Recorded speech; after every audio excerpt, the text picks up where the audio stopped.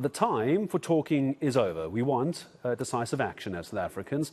That's according to the Black Business Council, who says they will only be convinced by government's promises after they are successfully implemented. It follows President Ramaphosa's State of the Nation address, where he mapped out the action plan for the year ahead. Let's bring in Black Business Council CEO Kganki Matabane, who's made time for us this afternoon. Kganki, hello. It's been a while since you and I have spoken. Certainly haven't spoken since Thursday. So why are you not believing what the president says? What evidence do you need?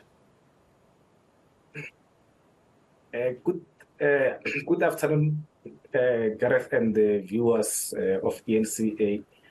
And then thank you very much for having us. The reason we are saying action is important is that we've been talking for a long time. Remember, load shedding started in 2008, and we've been getting promises and promises from the president, from the CEO of Eskom, from all sorts of quarters who said load shedding will be a thing of the past. And now, instead of things getting better, they're actually getting worse. And again, if you check any person who actually gets measured, you get measured on what you have done, not on intentions. But what we've been hearing all the time is intentions and intentions. Last year, for example, you remember the president did announce in July a plan, but that plan has not been implemented so far.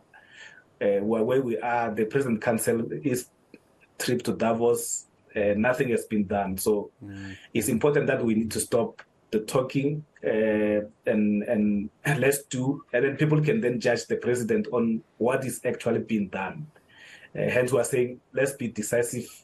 And we don't think, again, we don't think adding another minister will help, because I think that is another talk.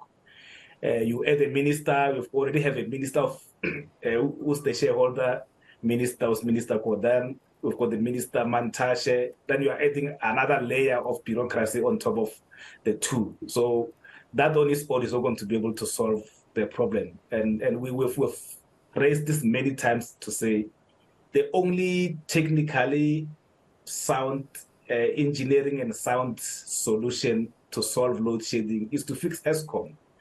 So now when you bring a minister of electricity, how is that minister going to integrate with the board and the management of Eskom? You don't want to create more layers, because more layers create bureaucracy.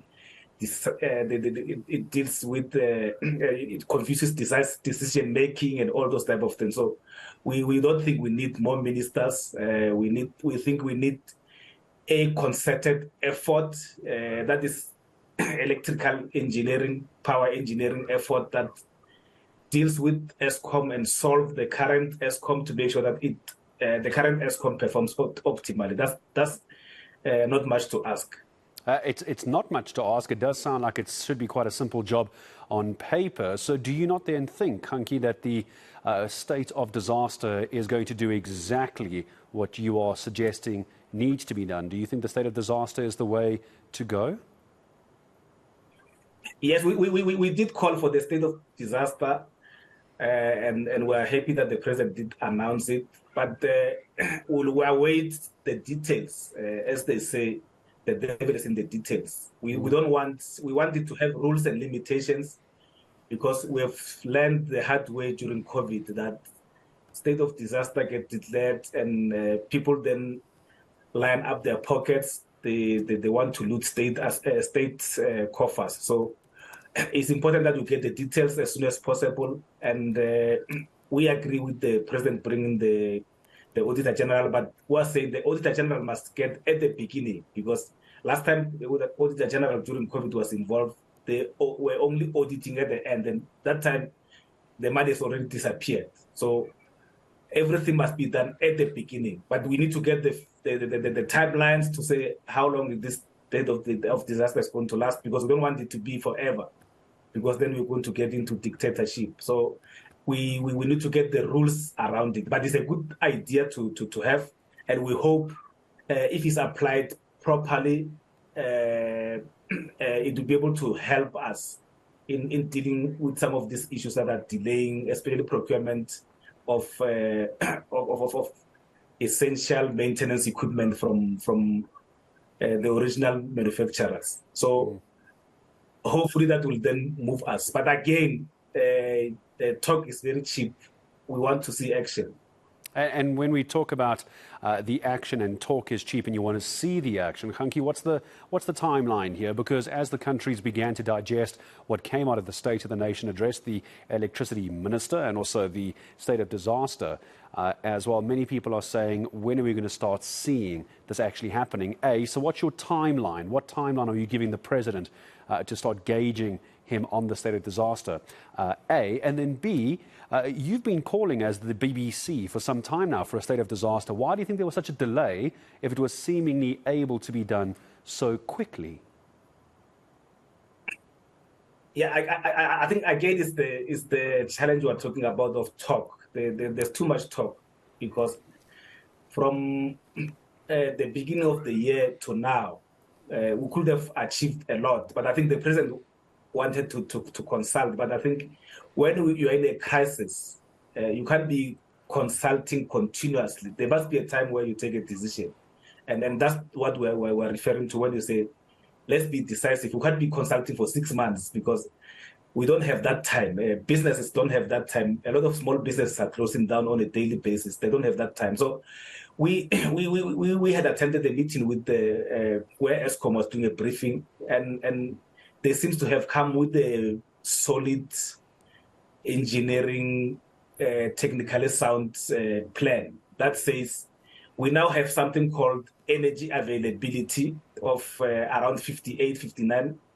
And if we can improve that energy availability to 70%, we'll stop load shedding. But then they've got a plan that says by end of 6 months, they will have moved the energy availability factor to 60%. It will probably move us from level 6 to stage 6 to stage 5. And in another 6 months, they'll improve it again, maybe to 65. Then it will remove 1 or 2 stages. And then that I think that is the plan that we think everyone in South Africa must focus on and make sure that it is supported and is implemented. And so then if we're working on 6 months per stage, or essentially we will be talking about this come July, August, and you think that will be a good gauge that by then, July, August, to have seen at least one stage of blackouts having been dropped. Would that be a fair way? Is my understanding correct to judge the president on this? Yes, I think that would be a fair way because remember, South Africans are actually very, very, very lenient in terms of timelines. So I think that 6 months, if we see improvement, I think people will then have the hope that the president spoke about. But as you know, we don't need the hope. We want electricity. But if there's that slight improvement in a year's time, I think we may be only on stage 2, and that at least gives people some sense of things that are happening. But at the moment, unfortunately, things are actually getting worse. We've been having load shedding on a daily basis, I think, from October. So imagine if you're running a business, you have to close down and retrench people, and that increases the number of people who are unemployed, and that only is a disaster. Of course it does. For the economy, the microeconomy on a local level, a municipal level and a national level as well. But as we heard in the President's speech, Kganki, as I say goodbye to you as well, Kganki Matabane, BBC CEO, we are a country of resilience and hope. But right now, we'd like to be a country that has electricity as well. But Kganki, as always, thank you for your time in joining me this afternoon, making such good points as far as timelines are concerned as well. State of disaster, here we are, here we go. The question is when, what, how? Those are the key questions that need to be looked at.